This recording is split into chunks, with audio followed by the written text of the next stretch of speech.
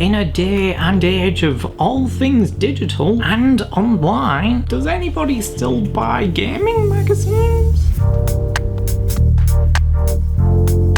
Yes, gaming magazines. The magazine for the gamers. It is something that has actually been around for a very long time. I mean, if you count the 1980s as a long time ago.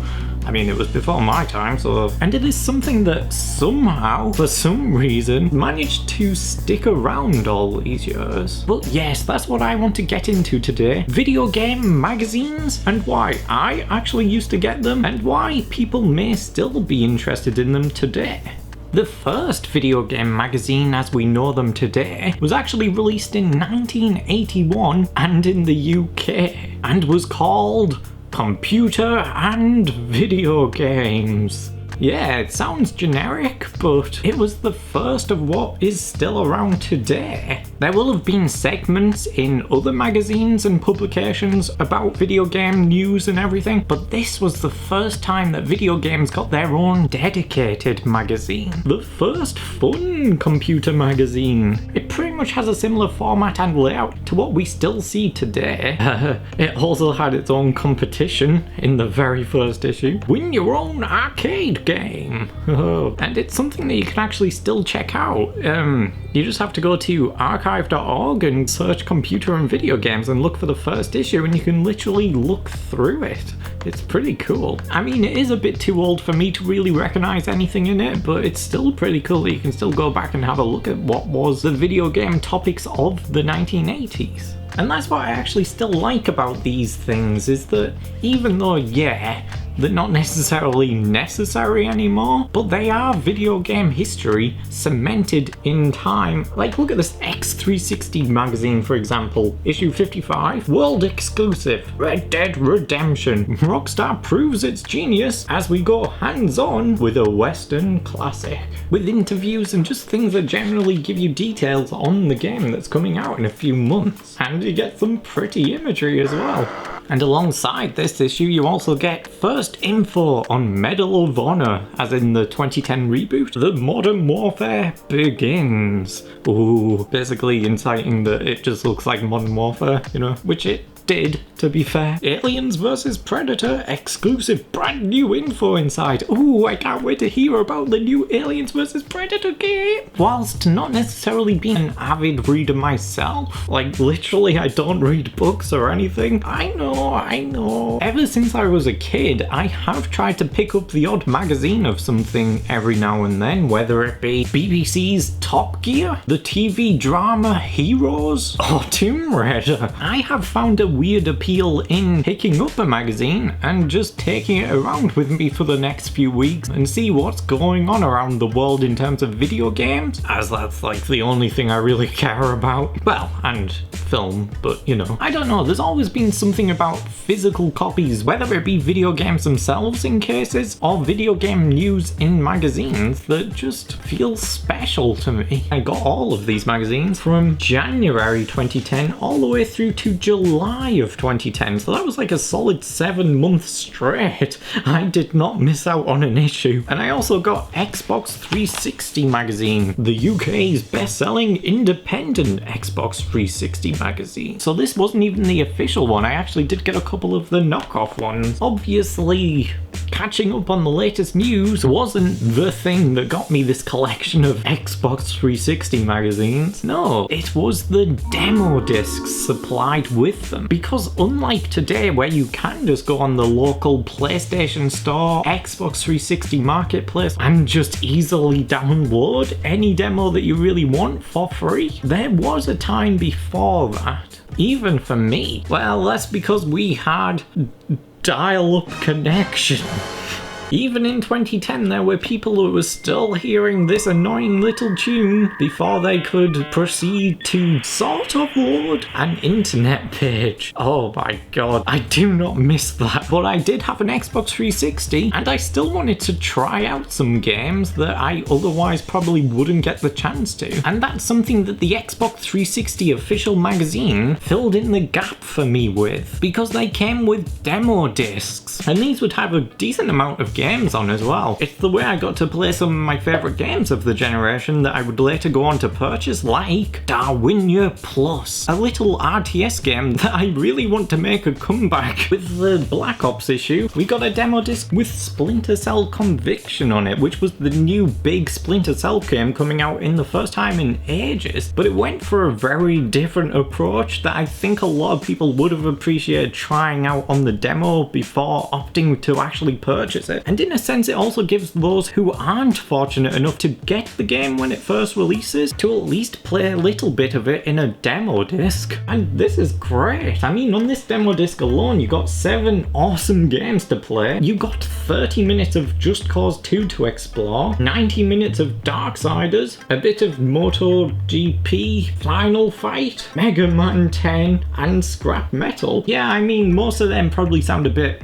rubbish to you, but like to be able to get Splinter Cell Conviction, Just Cause 2, Darksiders on a single disc for only a couple pounds, it's pretty cool if you ask me. I mean, if I was really young at the time of getting this magazine, I probably would have spent hours playing that 30 minutes of Just Cause 2 on repeat. And then to get the new Splinter Cell as well as that would have just been great to me, especially to get them every few months with different Xbox magazines. And I know I would have done that because I used to replay the PlayStation 2 demo disc that I got with my console over and over again. It has so many scratches on the back, oh dear. But again, that's a story for another day. Of course, Xbox 360 weren't the only magazines giving away demos to their associated consoles. PlayStation magazine was also giving away demos, at least for a certain amount of time. I never got any as a kid, mainly because I didn't actually know they were a thing. But in recent times, I have gone back and picked up a copy of one of their demo discs that has Tomb Raider Legend on it. Play the first 20 minutes of the first level a full month before release. That's actually pretty cool. And these actually came in proper DVD cases, as in the proper PS2 DVD cases as well. So these could actually fit alongside your other games in your collection and make it look like you have a bigger collection of games, which could be cool when you are a kid and you wanted to show off your set of games to your friend coming over for the first time. Just to be like, oh yeah, I'm definitely a big PS2 gamer. I mean, you just have to look at my games.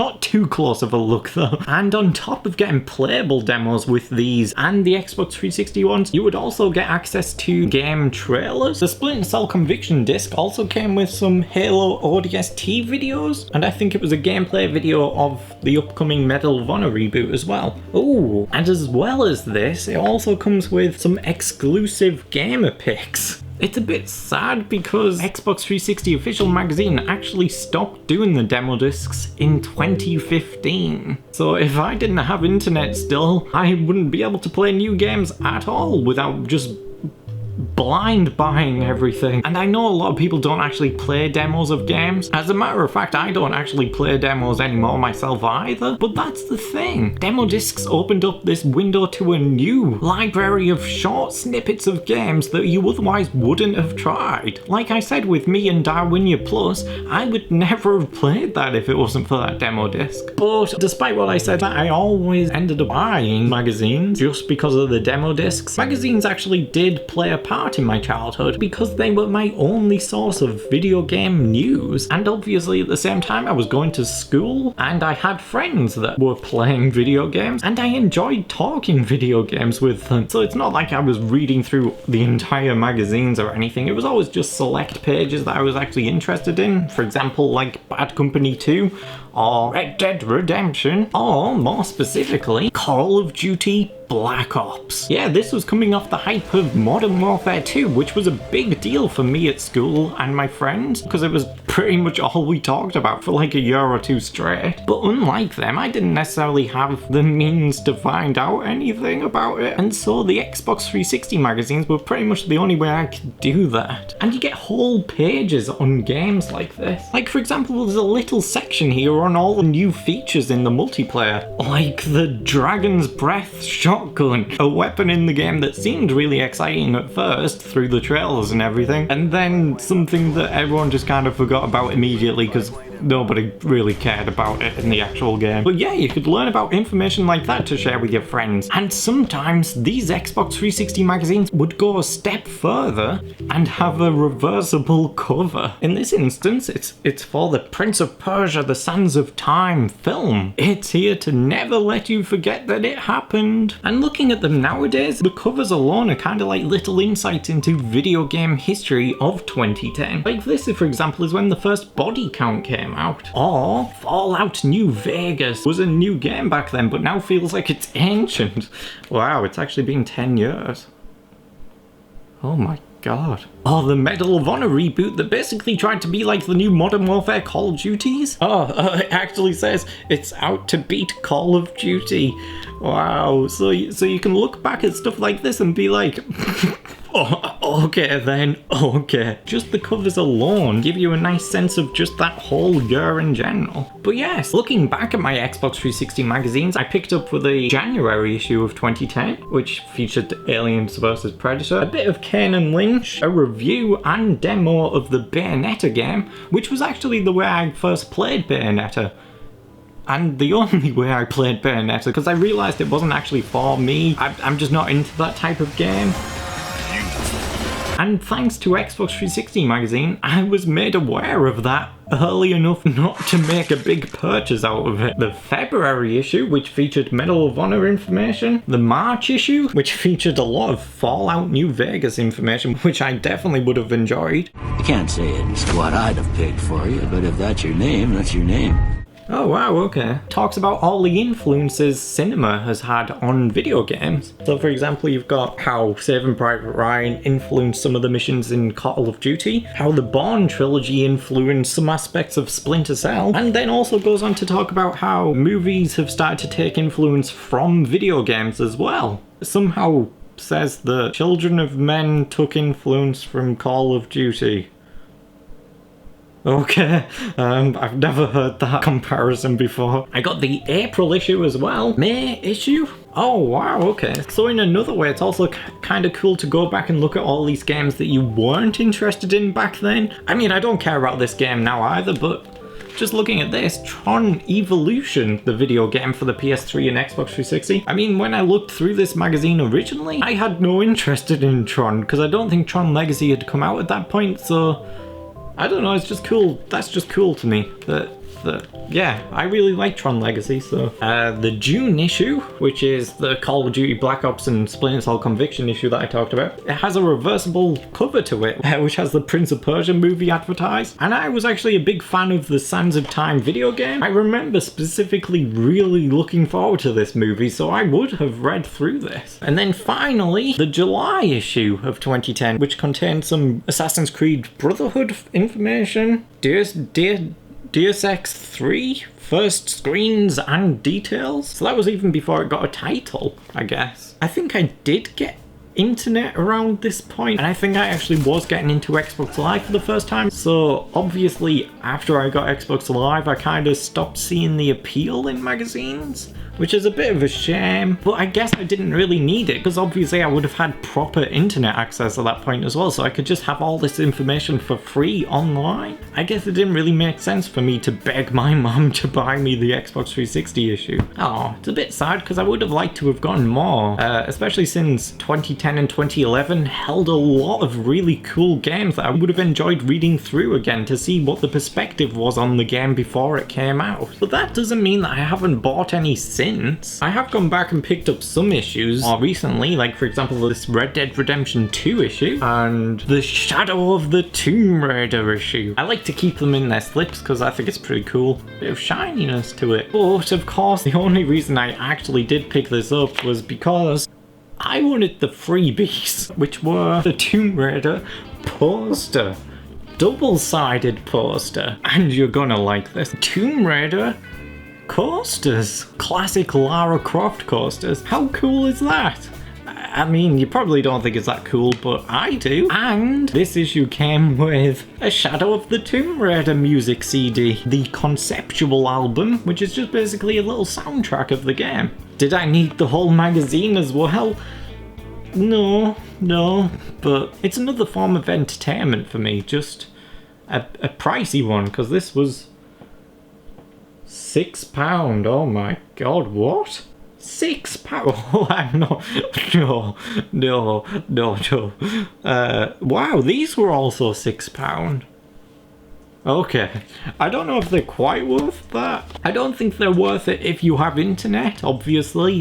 So yeah, if I'm being honest, Tomb Raider is the only reason I have bought magazines recently. But when you think about it, there must be people still buying these things regularly. Regularly? Otherwise, why would they still be a thing? At least with PlayStation, I guess, because not even video game magazines can escape the clutches of 2020. Yeah, just having a casual look online for this video informed me that official Xbox 360 magazine actually died out this year, partly because of that thing that we don't want to talk about, but also partly because there probably just isn't enough demand for these things anymore, which is sad in my opinion, because I really did need these in 2010.